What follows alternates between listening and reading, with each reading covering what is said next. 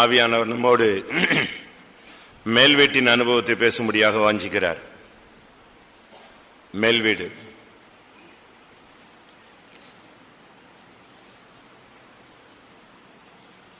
புதிய ஏற்பாட்டில் துவக்கம், இல்லாவிட்டால் சபையின் துவக்கம் மேல் வீட்டிலிருந்து தொடங்குகிறது. மேல் வீட்டறையில் பரிசுத்த ஆவியானவர் இறங்கினார். அங்கிருந்துதான் சபை, புதிய ஏற்பாட்டு சபை உருவாக்கப்பட்டு ஸ்தாபிக்கப்பட்டது.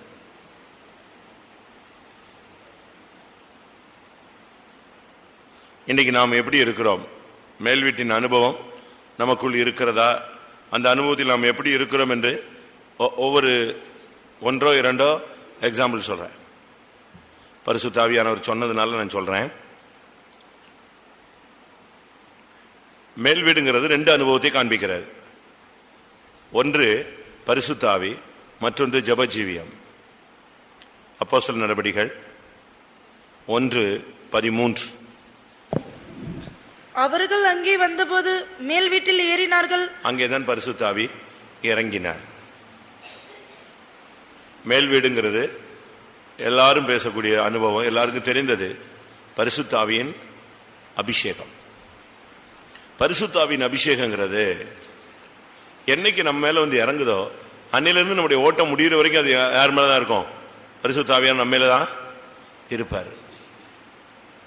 பரிசுத்த ஆவிக்குள்ளேயே நாம் இருந்துகிட்டே இருக்கணும். எப்படி நமக்குள்ள ஆவி ஆகிய அந்த உயிர் இருக்கும்போது நாம் செயல்படுகிறோமோ, அதுபோல ஆவியானவர் நமக்குள்ள இருக்கும் பொழுது நாம் பரிசுத்தத்துக்கு எதுவாய் செயல்படுவோம். ரட்சிக்கப்படாத ஒரு மனுஷனுக்குள்ள ஒரு உயிர் இருக்கு. அந்த உயிர் அவனை பாவத்துக்குள்ளேயே வழிநடத்தி கொண்டே இருக்கு. ஆனா பரிசுத்த ஆவி பெற்ற பின்பு நம்மை பரிசுத்தத்துக்குள்ளே என்ன செய்கிறது? அது வழிநடத்துகிறது. ஒன்று மேல் வீட்டின் அனுபவம் என்பது அப்போஸ்தலர் 1:13 படி பரிசுத்த ஆவியின் அனுபவம். இரண்டாவது அப்போஸ்தலர் நடபடிகள் 10ஆம் அதிகாரம் 9ஆம் வசனம். அப்போஸ்தலர் 10:9. மறுநாளிலே அவர்கள் பிரயாணப்பட்டு அந்த பட்டணத்துக்கு சமீபித்து வருகையில் பேதுரு 6ஆம் மணி நேரத்திலே ஜெபம் பண்ணும்படி மேல் வீட்டில் ஏறினான். இரண்டாவது மேல் வீடுங்கிறது ஒரு ஜெப வாழ்வை காண்பிக்கிறது. ஒரு சிலருக்கு நல்ல அபிஷேகம் இருக்கும், ஆனா பிரேயர் இருக்காது. ஒரு சிலர் நல்ல பிரேயர் பண்ணுவாங்க, அவங்களுக்கு என்ன இருக்காது? அபிஷேகம் இருக்காது. இது எதை காண்பிக்குதுன்னா, ஒரு கண்ணு நல்லா இருக்கு, ஒரு கை நல்லா இருக்குங்கிற மாதிரி காண்பிக்கும். ஒரு கண் நல்ல பார்வை, இன்னொரு கண்ணுல என்ன இல்லை? பார்வை இல்லை. ஒரு கை நல்லா இருக்கு, இன்னொரு கையில செயலே இல்லை. ஒரு கால் நல்லா இருக்கும், இன்னொரு கால் செயலற்று போனதா இருக்கும். இப்படி ஒரு சிலருக்கு இருக்கும். அதுபோல ரெண்டுமே ரெண்டு கண்கள். ஒரு புதிய ஏற்பாட்டு சபையினுடைய, புதிய ஏற்பாட்டு விசுவாசியினுடைய, புதிய ஏற்பாட்டு ஊழியனுடைய ரெண்டு கண்கள்னு சொன்னா, ஒன்று பரிசுத்த ஆவி, இரண்டாவது ஜெப ஜீவி. ஒரு சில நல்ல ஆவி நிரம்புவாங்க, அவ்வளவுதான், அதோட முடிஞ்சுது, ஜெபமே இருக்காது. அது பிறகு அவங்க பிரேயர் லைஃப் பாத்தீங்கன்னா ஒண்ணுமே இருக்காது. ஒரு சில நல்ல இரவும் பகலும் ஜெபம் பண்ணுவாங்க, என்ன இருக்காது? நல்ல ஒரு அபிஷேகம் இருக்காது. சும்மா உட்காந்து மணிக்கணக்காக அழுவாங்க, ஜெபம் பண்ணிட்டே இருப்பாங்க. இந்த ரெண்டு அனுபவம் நமக்கு இந்த நாட்டில் ரொம்ப அவசியம். பரிசுத்த ஆவின்னு சொன்னா உங்களை நடத்துகிற ஒரு பரிசுத்த ஆவி வேணும். உங்களை லீட் பண்ணணும் அவரு ஒவ்வொரு செகண்டும். இப்ப நீங்க படுக்க போறீங்கன்னா கூட, நீ படுக்காத, ஜெபம் பண்ணு, இல்ல நீ இப்ப ரெஸ்ட் எடு, நீ காலையில் எழும்பணும், இல்ல நீ இதை பேசாத, அவசரப்படாத. அதாவது ஒரு டீச்சர். அது பரிசுத்த ஆவியானவர் ஒரு போதகர். இயேசு ஒரு நல்ல போதகர். வழி இதுவேங்கிற ஒரு சத்தத்தை உன் காதுல தொனிச்சுக்கிட்டே இருப்பார். ஆவியின்படி நடக்கிறவர்களுக்கு ஆக்கினை தீர்ப்பு இல்லை. நல்ல ஜெபிக்கணும். ஜெபம்னு சொன்னா சும்மா இல்லை, கிடைக்கிற டயத்தை சரியா பயன்படுத்தணும். கிடைக்கிற நீங்க சார்ஜரை போடுங்க, ஆன் பண்ணா போதும், அது படபட படபட படபடன்னு எது இழுக்கும்? மின்சக்திய செல் இழுக்க ஆரம்பிச்சிடும். அதுபோல நமக்கு டைம் கிடைச்சா போதும், சரியான ஒரு பிரேயரை நம்ம மெயின்டைன் பண்ணணும். காலையில் ஜெபிச்சுக்கலாம், நாளைக்கு சேர்த்து ஜெபிச்சுக்கலாம், புதன்கிழமை நமக்கு ஒரு டைம் இருக்குல்ல, அப்ப மொத்தமா ஜெபிச்சுக்கலாம். இப்படி இல்லை, சுவாசம் அதுதான் நம்முடைய உயிர் மூச்சு. ஒன்று பரிசுத்த ஆவி, மேல் வீட்டின் அனுபவம். இரண்டாவது ஜெபம். என்ன நடந்தது? அப்போஸ்தலர் 20ஆம் அதிகாரம் 8ஆம் வசனத்துல இந்த நல்ல ஸ்டேஜில் இருந்த ஒருத்தன் விழுந்துட்டான். அவர்கள் கூடியிருந்த மேல் வீட்டிலே அநேக விளக்குகள் வைத்திருந்தது. அங்கே ஐத்திகு என்கிற வாலிபன் பிரசங்கத்தை கேட்டுக்கொண்டிருந்தான். அவன் ஒரு மேல் வீட்டில் உட்கார்ந்து தான் கேட்டுட்டு இருந்தான். பவுல் பிரசங்கம் பண்ணிட்டு இருந்தார். விளக்கு இருக்கு, ஜனங்க இருக்காங்க, பிரசங்கம் இருக்கு, நல்லா போய்கிட்டு இருக்கு. ஆனா இவன் லைஃப்ல சரியான ஒரு தூக்கம் வந்து உள்ள பூந்துடுச்சு. மிகுந்த தூக்கம் அடைந்து அவன் நித்திரை மயக்கத்தினால் சாய்ந்து 3ஆம் மெத்தையிலிருந்து என்ன செய்தான்? கீழே விழுந்தான். அபிஷேகத்திலிருந்து விழுந்து போன ஒரு கூட்டத்தை காண்பிக்கிறது. மேல் வீட்டில் தான் இருந்தான் அந்த வாலிபன், அதுவும் 3ஆம் மெத்தையில் இருந்தான். நல்ல ஒரு ஸ்டேட்டஸ். ஒரு வாலிபன். வாலிபன் என்ன அர்த்தம்? வாலிபன் என்ன அர்த்தம்? பொல்லாங்கனை ஜெயித்தவன். 1 யோவான் அங்கே 2ஆம் அதிகாரம் 14ஆம் வசனம். பிதாக்களே, ஆதி முதலாய் இருக்கிறவரே, நீங்கள் அறியாதிருக்கிறதினால் உங்களுக்கு எழுதியிருக்கிறேன். வாலிபரே, நீங்கள் பலவான்களாய் இருக்கிறதினாலும் தேவ வசனம் உங்களில் நிலைத்திருக்கிறதினாலும் நீங்கள் பொல்லாங்கனை ஜெயித்ததினாலும் உங்களுக்கு எழுதியிருக்கிறேன். எப்படி? நீங்கள் பலவான்கள், தேவ வசனம் உங்களுக்குள் நிலைத்திருக்கிறது, நீங்கள் பொல்லாங்கனை ஜெயித்தீர்கள். இவங்க தான் யாரு? ஆவிக்குரிய வாலிபர்கள். ஆவிக்குரிய வாலிபர்கள் சொன்னா நீங்க வயசானவங்களா இருக்கலாம். ஆவிக்குரிய ஜீவிதத்தில் நீங்க வாலிபரா இருந்தீங்கன்னா பொல்லாங்கனை ஜெயிப்பீங்க, பலவான்களா இருப்பீங்க, தேவ வசனம் உங்களுக்கு நிலைத்திருக்கும். இப்படி ஒரு நல்ல ஸ்டேட்டஸ்ல இருந்ததான ஒரு வாலிபன் விழுந்துட்டான். அங்கிருந்து விழுந்துட்டான். அவனுடைய வாழ்க்கை முடிந்து விட்டது. நல்ல அபிஷேகத்தில் இருந்து, நல்ல ஜபத்தில் இருந்த, நல்ல பிசாசை ஜெயித்தவங்க, தேவ வசனம் நிலைத்திருந்தவங்க, நல்ல அபிஷேகத்தில் பலசாலிகளா இருந்த ஒரு கூட்டம் விழுந்துருச்சு. அதனால தான் இன்னைக்கு சபையில கூட்டங்கள் இல்லை. காத்திரு போட்டதுக்கு ஒரு விசுவாசி வரலன்னா விசுவாசி இல்லையே. ஏன் காத்திரு போட்டதுக்கு அவன் வரல? விழுந்துட்டான். அவ விழுந்துட்டா. அவளுக்குள்ள பலமான தன்மை இல்லாம பலவீனம் உண்டாகி விட்டது. தேவ வசனம் நிலைத்திருந்தா வீட்டில் உட்கார முடியுமா? பொல்லாங்கன்னு ஜெயிச்சவன் வீட்டில் உட்காருவானா? உட்கார மாட்டான். அடுத்ததாக அவனுடைய வாழ்க்கையில ஒரு நித்திரை மயக்கம். அந்த அபிஷேகத்தில் நிறைவு போயிடுச்சு. ஒரு கன நித்திரையின் வல்லமை அவனை தாக்கி தூக்கத்தில் விழுந்துட்டான். கர்த்தருடைய வார்த்தையை கூட அவனால கிரகிச்சு உட்கார முடியல, கீழே விழுந்துட்டான். இந்த கூட்டத்தில் நம்மில் எத்தனை பேர் நல்ல ஒரு அபிஷேகத்திலிருந்து விழுந்திருக்கிறோன்னு யோசிச்சு பாருங்க. நீ இன்ன நிலைமையிலிருந்து விழுந்தாய் என்பதை அறிந்து நீ மனம் திரும்பினால் உனக்கு நலமாய் இருக்கும். எந்த இடத்துல இருந்து விழுந்த? 1ஆம் மெத்தையிலிருந்து விழுந்தியா? 2ஆம் மெத்தையிலிருந்து விழுந்தியா? 3ஆம் மெத்தையிலிருந்து விழுந்தையா? ஜபத்திலிருந்து விழுந்துட்டீங்களா? பரிசுத்தாவிலிருந்து விழுந்துட்டீங்களா? ஐக்கியத்திலிருந்து விழுந்துட்டீங்களா? அன்பிலிருந்து விழுந்துட்டீங்களா? விசுவாசத்திலிருந்து விழுந்துட்டீங்களா? பரிசுத்திலிருந்து விழுந்துட்டீங்களான்னு கொஞ்சம் அப்படி அனலைஸ் பண்ணி பாருங்க. உங்க பிரதிஷ்டையிலிருந்து விழுந்துட்டீங்களான்னு கொஞ்சம் பாருங்க. 2வது விழுந்ததான, மேல் வீட்டிலிருந்து விழுந்ததான இன்னொருத்தனை சொல்லுகிறேன். 2 ராஜாக்கள் 1ஆம் அதிகாரம் 2ஆம் வசனம்.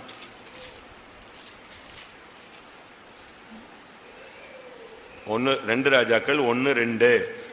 அகசியா சமாரியாவுக்குள்ள தன் மேட்டிலிருந்து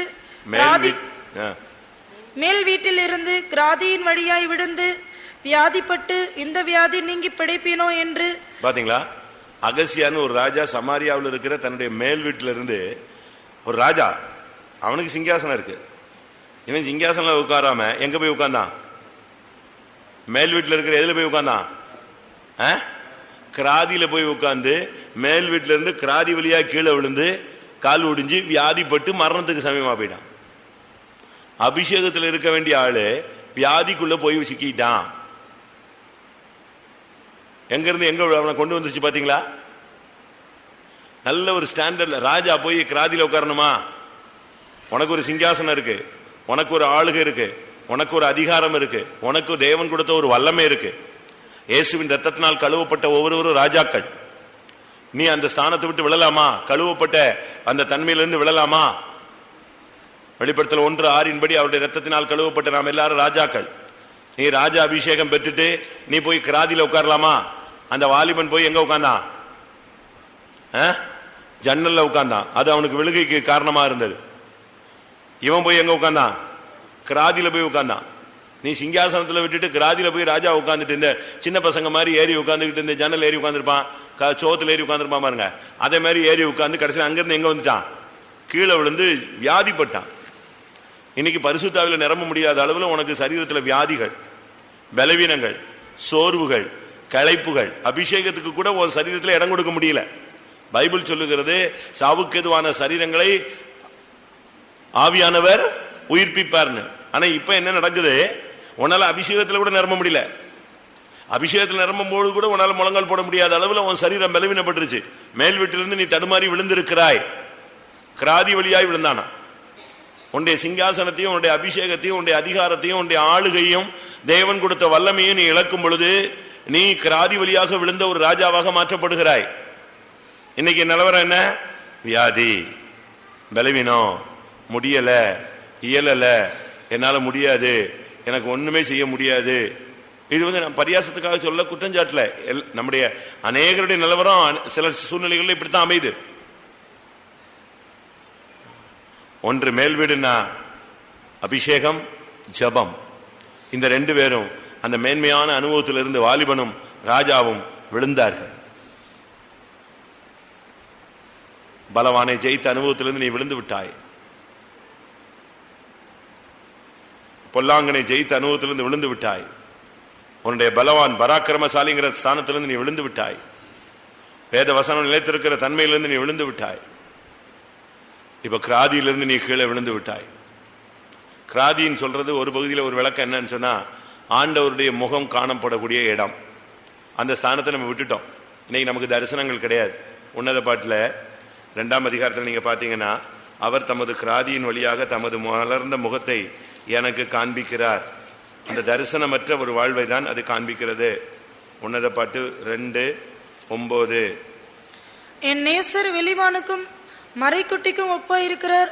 இதோ அவர் எங்கள் மதிலுக்கு புறம்பே நின்று பலகனி வழியாய் பார்த்து கிராதியின் வழியாய் தமது மலர்ந்த முகத்தை காண்பிக்கிறார். கிராதியின் வழியாய் தமது மலர்ந்த முகத்தை எனக்கு காண்பிக்கிறார். இப்ப தரிசனம் போய் இப்ப வியாதியில போயாச்சு. இப்ப தரிசனமும் கிடையாது. அவர் முகத்தை பார்க்கிற தன்மையை இழந்து விட்டோம். இப்ப நீங்க எங்க இருக்கிறீங்கன்னு யோசிங்க. அபிஷேகத்தில் இருக்கீங்களா? ஜபத்தில் இருக்கீங்களா? இல்ல அபிஷேகத்திலிருந்து விழுந்திருக்கிறோமா? ஜபத்திலிருந்து விழுந்திருக்கிறோமா? பிரதிஷ்டையிலிருந்து விழுந்திருக்கிறோமா? தேவனுடைய முகத்தை தரிசிக்கிற ஸ்தானத்தை விட்டு இழந்திருக்கிறோமா? ஒன்று பேதுரு, 2வது அபிஷேகம் பெற்ற ஜனங்கள், ஒன்று அகசியா, மற்றொன்று ஐத்திக என்னும் வாலிபன். அடுத்து 2 பேர் மேல் வீட்டில் இருந்தாங்க. ஆனா செத்தவங்களா இருந்தாங்க. நான் அவங்களையும் சொல்றேன். செத்து போனவங்களா மேல் வீட்டில இருந்து என்ன பிரயோஜனம்? நீங்க எல்லாம் பெந்தேகோஸ்தேல உட்கார்ந்துட்டு செத்து போன விசுவாசிகள், செத்து போன ஊழியக்காரங்களை வச்சுட்டு நான் சபையை நம்ம சபையை நடத்தினா எப்படி இருக்கும்? மார்ச்சுவரி நடத்தணும். மார்ச்சுவரியில கிளாஸ் நடத்தின மாதிரி இருக்கும். மார்ச்சுவரி தெரியுமா? பினாரை ஒவ்வொரு ஹாஸ்பிட்டல்லையும் வச்சிருப்பான். என்ன வச்சிருப்பான்? என்ன இருக்கும்? மார்ச்சுவரி இருக்கும். அங்க போனீங்கன்னா பாத்தீங்கன்னா எல்லாம் செத்து போனது, ஆக்சிடென்ட் ஆனது, எப்படி இல்லாமோ செத்து போன நிலவரங்களை வரிசையா படுக்க வச்சிருப்பாங்க. அப்படி இருந்து என்ன பிரயோஜனம்? நீ மேல் வீட்டில் இருக்கிறாய், சபையில் இருக்கிறாய், உபதேசத்தில் இருக்கிறாய், அப்போஸ்தல ஐக்கியத்தில் இருக்கிறாய், ஊழியத்தில் இருக்கிறாய், விசுவாசி என்ற பெயரில் இருக்கிறாய். நீ செத்து போயிருக்கிறியா, உயிரோடு இருக்கிறியா?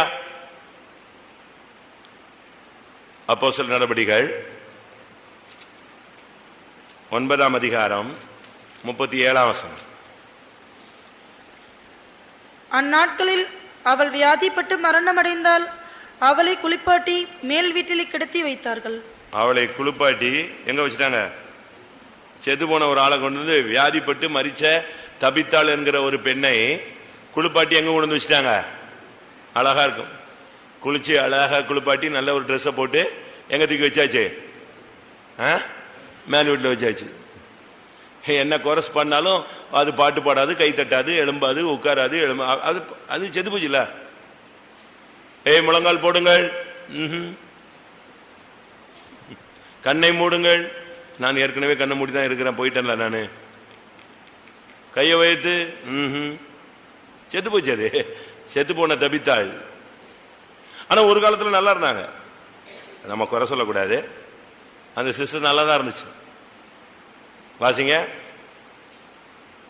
அதுக்கு மேல உள்ள வசனம் 36ஆம் வசனம்.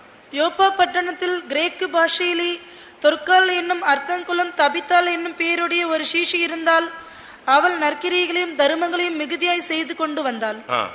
தபித்தாள்னு சொன்னா மான் என்று அர்த்தம். மான், மானானது நீரோடைகளை வாஞ்சித்து கதறுகிறது போல என் ஆத்துமா உம்மை நோக்கி வாஞ்சித்து கதறுகிறது. என் கால்களை மான்களின் கால்களை போலாக்கி உயர்தலங்களில் என்னை நிறுத்துகிறார். மானின் அனுபவம் என்பது ஆண்டவரையே வாஞ்சிக்கிற அனுபவமும் ஒரு ஸ்திரமான அனுபவத்தையும் காண்பிக்கிறது. அப்படிப்பட்ட ஒரு அனுபவத்தில் இருந்த ஆள் தான். மிகுந்த தான தர்மங்கள் செய்தாங்க, அடுத்து நற்கிரியைகள் செய்தாங்க, நல்ல ஒரு சீசி, நல்ல வஸ்திரங்கள் எல்லாம் அழகா தச்சு கிச்செல்லாம் கொடுப்பாங்க. அப்படித்தானே? 39 நீங்க பாத்தீங்கன்னா தங்களுடனே இருக்கையில் செய்திருந்த அங்கி வஸ்திரங்களை காண்பித்து அவளை சூழ்ந்து நின்றார்கள். எல்லாம் நற்கிரியை எல்லாம் இருந்துச்சு. ஆனா இப்போ இருக்கிறது மேல் வீட்டில் தான். ஆனா என்ன ஆச்சு? ஆளு கிரியை இல்லாத விசுவாசம் செத்து போய் கிடக்குது. பாட்டு பாடினாலும் அசைவில்லை. சுத்தி இருக்கவங்க தான் பாட்டு பாடுறாங்க. பாடி எப்படித்தான் இருக்கு? பாடியில அசைவில்லை. எல்லாரும் ஆவியில் நிரம்புறாங்க, இதுக்கு ஆவி நிறைவு இல்லை. எல்லாரும் கை தட்டுறாங்க, இதுக்கு கை தட்ட முடியல. எல்லாரும் முழங்கால் நிக்கிறாங்க, இதுக்கு முழங்கால் நிக்க முடியல. ஆல் பிளாட், செத்து போச்சு. சபைக்குள்ள செத்து போன நிலவரத்தில் இருக்கிற ஊழியர்கள் எத்தனை பேர்? விசுவாசிகள் எத்தனை பேர்? ஆனா இருக்கிறது எங்க? அழகா குளிப்பாட்டி சென்ட் எல்லாம் போட்டு அழுக்கெல்லாம் அழகா எடுத்து சூப்பரா அழகா செத்து போன அன்னைக்கு தான் நல்ல ட்ரெஸ்ஸுக்கு எல்லாம் போட்டு அழகா வச்சிருப்பாங்க. சாக்ஸ் எல்லாம் போட்டு, கைக்கு சாக்ஸ், காலுக்கு சாக்ஸ். பிறந்ததுல இருந்து சாக்ஸ் போடாத கேஸ் எல்லாம் என்னைக்கு போடும்? செத்து போன அன்னைக்கு கை காலெல்லாம் சாக்ஸ் போட்டு அழகா பியூர் ஒயிட் அண்ட் ஒயிட்ல இருக்கும். ஆனா ஆள் நெஞ்சிருச்சு, போயிருச்சு. அடுத்து 2 ராஜாக்கள் 4:21.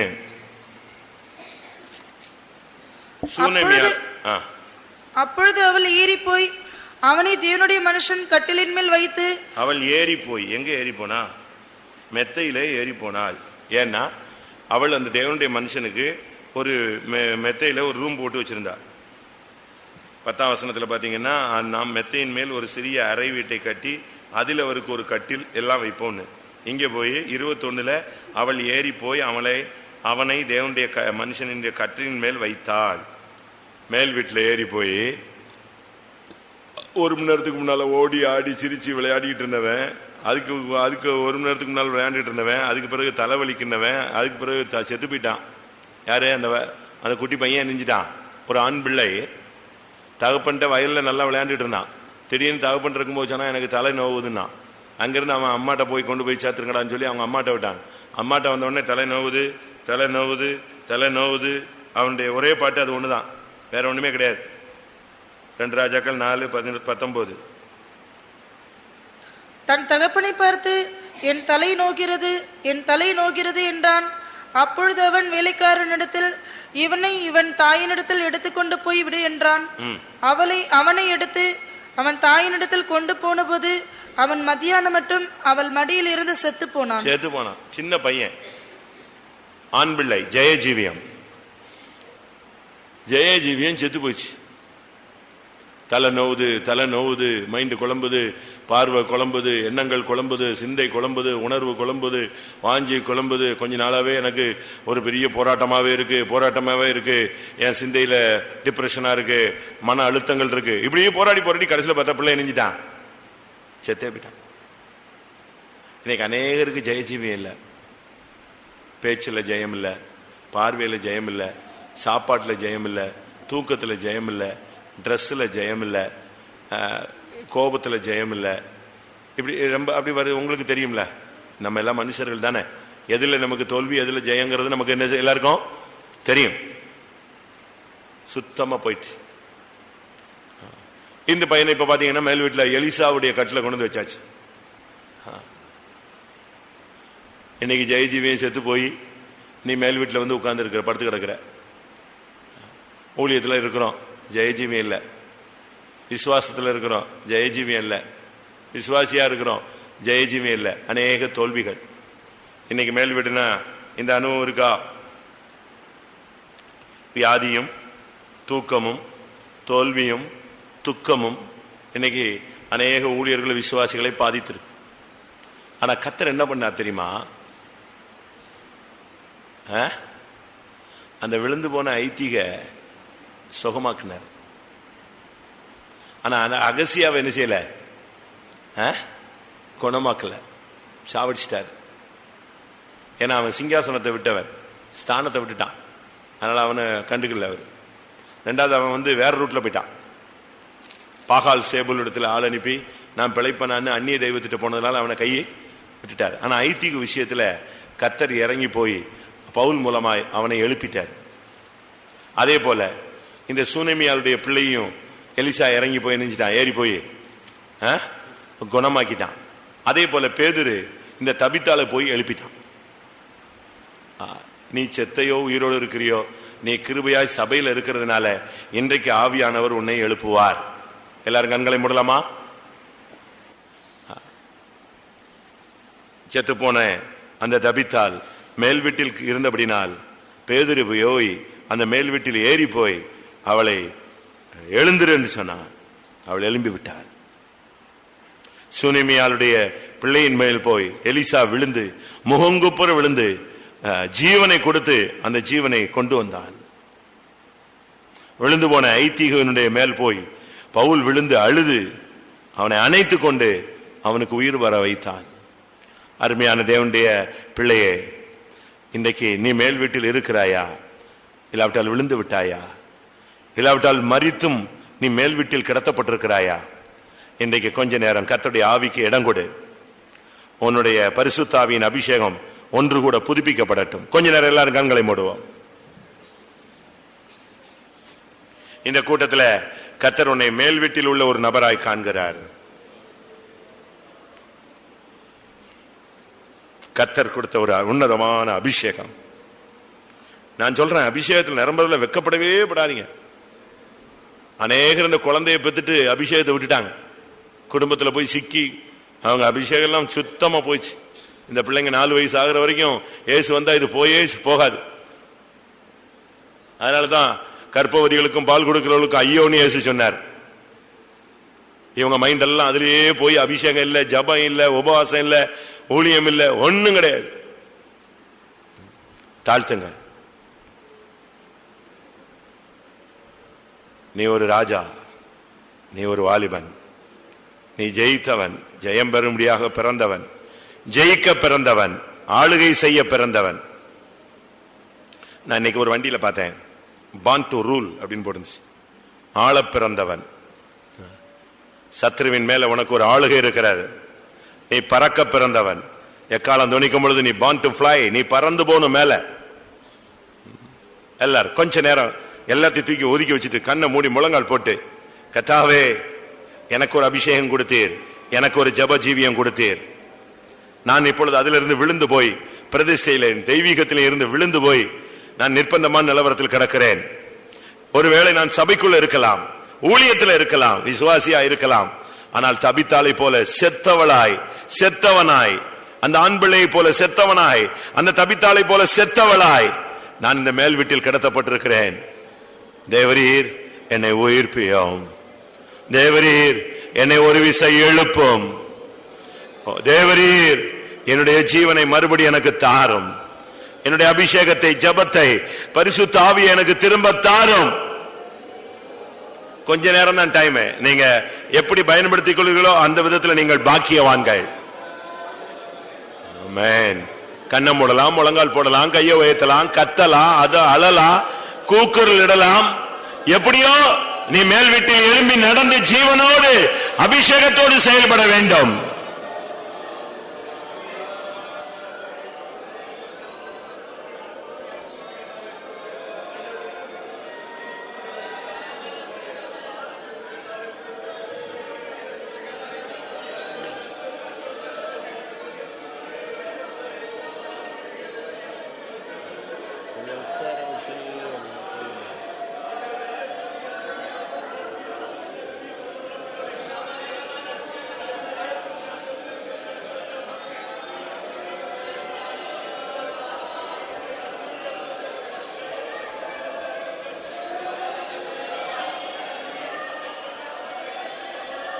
உண்மையாய் எத்தனை பேர் எனக்கு ஒரு நல்ல ஒரு பிரேயர் லைஃப் இருந்துச்சு.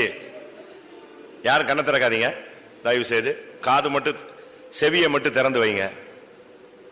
உண்மையாக நான் கிறிஸ்துவுக்குள்ள வந்த பொழுது, இந்த சபைக்குள்ள இல்ல, எப்பமோ நான் ரட்சிக்கப்பட்ட புதுசுல இல்லாவிட்டா சபைக்குள்ள எப்பமோ எனக்கு ஒரு நல்ல ஒரு பிரேயர் லைஃப் இருந்துச்சு அப்படின்னு ஒத்துக்கொள்றவங்க எத்தனை பேர்?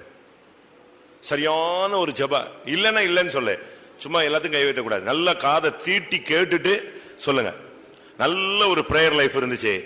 என்ன வந்தாலும், என்ன பிரச்சனை இருந்தாலும், எவ்வளவு பலவீனம் இருந்தாலும், எவ்வளவு சோர்வு இருந்தாலும், எவ்வளவு நெருக்கம் இருந்தாலும், யார் என்ன சொன்னாலும் எனக்குள்ள ஒரு சரியான ஒரு பிரேயர் லைஃப் இருந்துச்சுன்னு ஒத்துக்கொள்றவங்க கைகளை வைத்துங்க. ஒன்று. ரெண்டாவது, நல்ல ஒரு அபிஷேகம். மற்றவங்களுக்கு எப்படி ஃபீல் பண்றாங்களோ இல்லையோ, நான் பரிசுத்த ஆவிக்குள்ள எப்பொழுதும் ஒரு மறைந்திருக்கிற ஒரு அனுபவம் இருந்துச்சு, சரியான ஒரு அபிஷேகம். நான் அதை நல்லா அனுபவிச்சேன், உணர்ந்தேன், அது என்னை நல்லபடியா கொண்டு போயிட்டு இருந்துச்சு. அப்படி ஒரு அபிஷேகம் எனக்கு இருந்துச்சுன்னு சொல்றவங்க எத்தனை பேரு? கை வைத்து பாருங்க, எவ்வளவு ஒரு நல்ல ஒரு அனுபவத்துல கர்த்தர் நம்மை வைத்திருந்தார். சரி, இப்ப எத்தனை பேர் ஒத்துக்கொள்றீங்க, அந்த விழுந்து போன அகசியா நான் தான், அந்த விழுந்து போன ஐதீக நான் தான், கர்த்தர் என்னை வச்சிருந்த அந்த ஜெயத்தில இருந்து, அந்த ஆளுகையில இருந்து, அந்த அபிஷேகத்தில இருந்து, அந்த கிருபையில இருந்து, பிரதிஷ்டையில இருந்து, கிறிஸ்துவின் அன்பில் இருந்து, ஆண்டவருடைய பராமரிப்பில் இருந்து நான் தடுமாறின ஒரு நிலவரத்தில் இருந்தேன், இருக்கிறேன்னு ஒத்துக்கொள்றவங்க எத்தனை பேர் கை வைத்துங்க.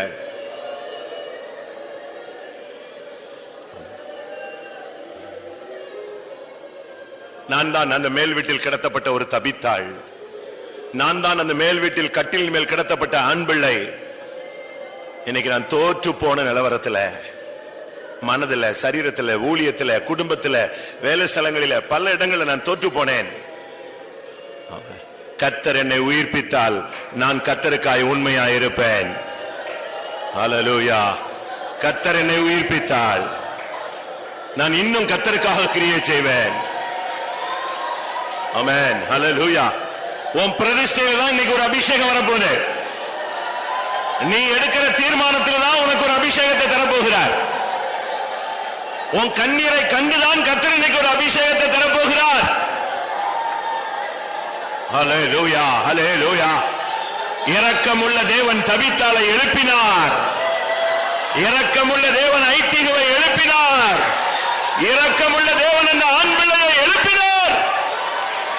உன்னையும் நிச்சயமாக எழுப்புவார்.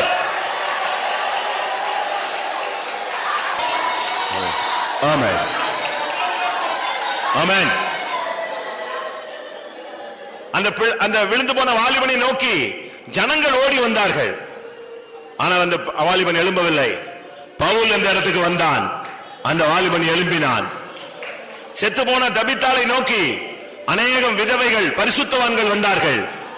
அந்த தபித்தாள் எழும்பவில்லை. பேதுரு வந்தான், அவள் எழும்பினாள். ஹல்லேலூயா. செத்து போன பிள்ளையை நோக்கி கேயாசி வந்தான், பிள்ளை எழும்பவில்லை. எலிசா வந்தான், பிள்ளை எழும்பிவிட்டான். ஒரு சாதாரண அபிஷேகம் அல்ல, ஒரு இரட்டிப்பான வல்லமை இன்றைக்கு உன்னை நோக்கி வரட்டும். மரித்த நிலவரத்தை மாற்றக்கூடிய சக்தி, ஓ நிறைவின் ஜீவன் இறங்கட்டும். உன்னுடைய நிலவரம் எவ்வளவு நொறுங்கி போன நிலவரத்தில் இருந்தாலும் சரி, மூன்றாம் மெத்தையிலிருந்து விழுந்து அவன் நொறுங்கிட்டான். ஆனா பவுல் வந்து அவனை அணைத்து கொண்டான்.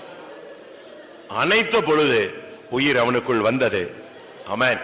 நீ விழுந்து நொறுங்கி போய், உன் பிரதிஷ்டை நொறுங்கி போய், உன் நம்பிக்கையே நொறுங்கி போய் விட்டது. இனி புதுப்பிக்கப்படுவோம் என்கிற ஒரு நிச்சயம் உனக்கு இல்ல. ஆனா உன்னை புதுப்பிக்க முடியுங்கிற நிச்சயம் தெய்வத்துக்கு இருக்கிறது. ஆமென். பரிசுத்த ஆவியினால் கூடாது ஒன்றுமில்ல. ஆமென். உன்னை உயிர்ப்பிக்க அவருக்கு முடியும், உன்னை சாட்சியாய் நிறுத்த அவருக்கு முடியும். ஆமென். உன்னை வல்லமையினால் நிரப்ப அவருக்கு முடியும். ஹல்லேலூயா, ஹல்லேலூயா, ஹல்லேலூயா.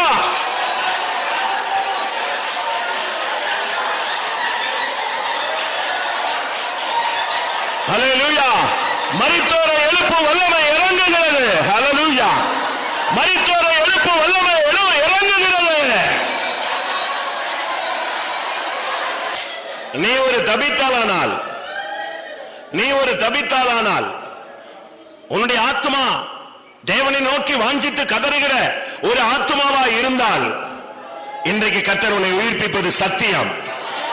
அபிஷேகம் உன் மேல இறங்காம போகவே போகாது. நீ ஒரு தபித்தாளானால், மானானது நீரோடைகளை வாஞ்சித்து கதறுகிறது போல என் ஆத்மா உம்மை நோக்கி வாஞ்சித்து கதறுகிறது என்று சொல்லுவாயானால் நிச்சயமாய் தெய்வம் உன்னை உயர்ப்பிப்பார். அல்லேலூயா, அல்லேலூயா, ஆமென்.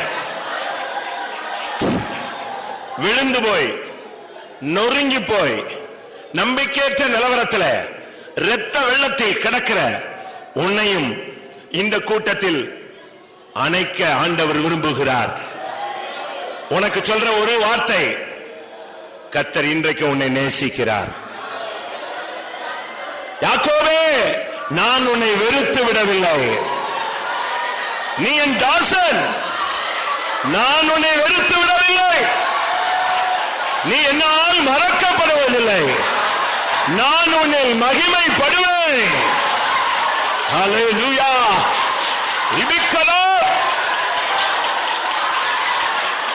சரோனின் ரோஜாவே, பள்ளத்தாக்கின் லீலியே, உம் அன்பு எத்தனையோ ஆச்சரியம். சரோனின் ரோஜாவே, பள்ளத்தாக்கின் லீலியே, உம் அன்பு எத்தனையோ ஆச்சரியம். உம்மை மாத்திரம் நான் நேசித்திடுவேன், அன்பே உம்மையே நான் சேவித்திடுவேன். உம்மை மாத்திரம் நான் நேசித்திடுவேன், அன்பே உம்மையே நான் சேவித்திடுவேன். சரோனின் ரோஜாவே, பள்ளத்தாக்கில் லீலியே, உம் அன்பு எத்தனையோ ஆச்சரியம். சரோனின் ரோஜாவே, பள்ளத்தாக்கில் லீலியே, உம் அன்பு எத்தனையோ ஆச்சரியம். உம்மை மாத்திரம் நான் நேசித்திடுவேன், அன்பே உம்மையே நான் சேவித்திடுவேன். உம்மை மாத்திரம் நான் நேசித்திடுவேன், அன்பே உம்மையே நான் சேவித்திடுவேன். உம்மை மாத்திரம் நான் நேசித்திடுவேன், அன்பே உம்மையே நான் சேவித்திடுவேன். உம்மை மாத்திரம் நான் நேசித்திடுவேன், அன்பே உம்மையே நான் சேவித்திடுவேன். உம்மை மாத்திரம் நான் நேசித்திடுவேன், அன்பே உம்மையே நான் சேவித்திடுவேன். அல்லேலூயா, ஆமென். சினபாலா கராதிராதி.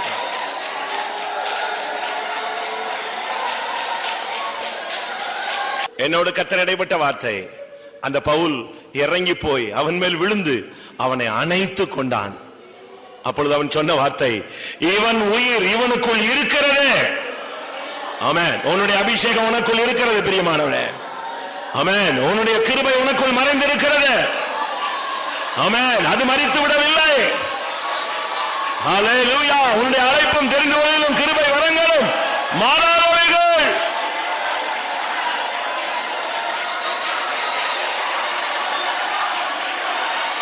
இந்த கூட்டத்தின் கடைசியிலே கர்த்தர் உன்னை அணைப்பவராய் வருகிறார். நீ எந்த நிலவரத்தில் இருந்தாலும் உன்னை அணைக்கும் தெய்வம், உன்னை அரவணைக்கும் தெய்வம்.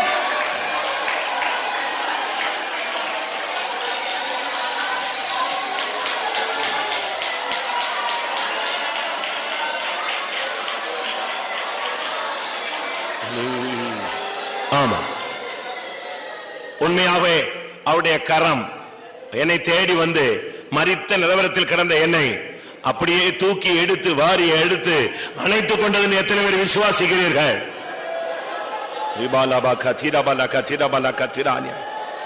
ஆமென், ஆமென்.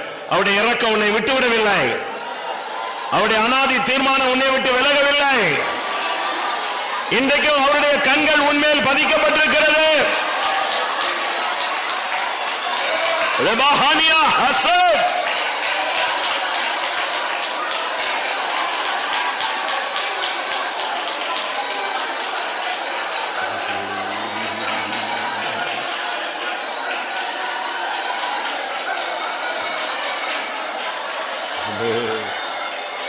ஆமென். பயப்படாதே என்று நித்தேற்றிய பாசம் கொண்டு அணைத்தீரல்லவோ. பயப்படாதே என்று நித்தேற்றிய பாசம் கொண்டு அணைத்தீரல்லவோ. பயப்படாதே என்று நித்தேற்றிய பாசம் கொண்டு அணைத்தீரல்லவோ.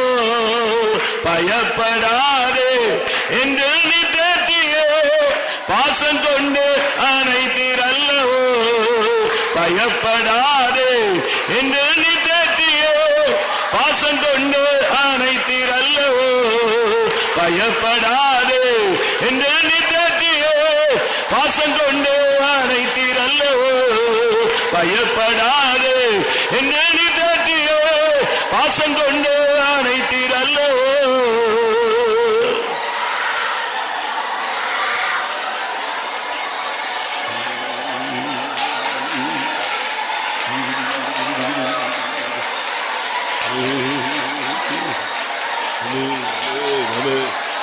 ஆமா ஆமா. அந்த இளைய குமாரன் வந்தபோது அந்த தகப்பன் ஓடி போய் அணைத்துக் கொண்டான். அது ஒரு மரித்த நிலவரம். ஆனால் இவன் போய் அணைத்து அவனுக்கு ஜீவனை கொடுத்தான். ஹல்லேலூயா. இந்த கூட்டத்தில் கர்த்தர் என்னை தேடி வந்து என்னை தூக்கி எடுத்து உச்சி முகர்ந்து என்னை அரவணைத்தார். எத்தனை பேர் சொல்ல முடியும்? பயப்படாதே என்று நீ தேற்றிய பாசம் கொண்டு அணைத்தீரல்லவோ. பயப்படாதே என்று நீ தேற்றிய பாசம் கொண்டு அணைத்தீரல்லவோ. பயப்படாதே என்று நீ தேற்றிய பாசம் கொண்டு அணைத்தீரல்லவோ. பயப்படாதே என்று நீ தேற்றிய பாசம் கொண்டு அணைத்தீரல்லவோ. பயப்படாதே என்று நீ தேற்றிய பாசம் கொண்டு அணைத்தீரல்லவோ.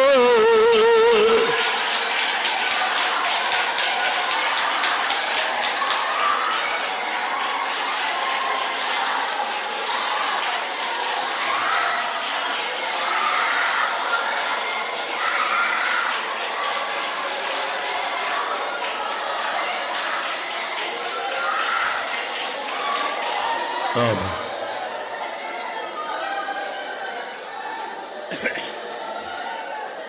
ஆமா. கிருபையுள்ள தேவன் அந்த மாலை வேளையில் நம்முடைய சபையை சந்தித்தார். அதற்காக ஸ்தோத்திரம் பண்ணுவோம். Praise the Lord. Praise the Lord. Praise the Lord. Praise the Lord. Praise the Lord. நம்முடைய நிலவரம் என்னதென்று உணர ஒரு வாய்ப்பை தந்தார். அதற்காக ஸ்தோத்திரம் பண்ணுவோம்.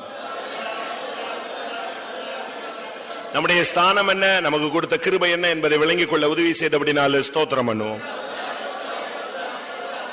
இப்பொழுது எப்படி இருக்கிறோம் என்பதை விளங்கிக் கொள்ள உதவி செய்தபடினால ஸ்தோத்திரம் பண்ணுவோம். ஒரு உயிர் மீட்சி கூட்டமாய் கர்த்தரை மாற்றி தந்தபடினால ஸ்தோத்திரம் பண்ணுவோம். இனி ஜீவனுள்ள நாளெல்லாம் கர்த்தருக்காய் வாழ்ந்து அவரை நேசித்து அவரையே சேவித்து அவர் வரும்பொழுது அவரை சந்திக்க அருள் செய்ய முடியாய் ஸ்தோத்திரம் பண்ணுவோம். எல்லா மகிமையும் அவருக்கே செலுத்தி ஸ்தோத்திரம் பண்ணுவோம்.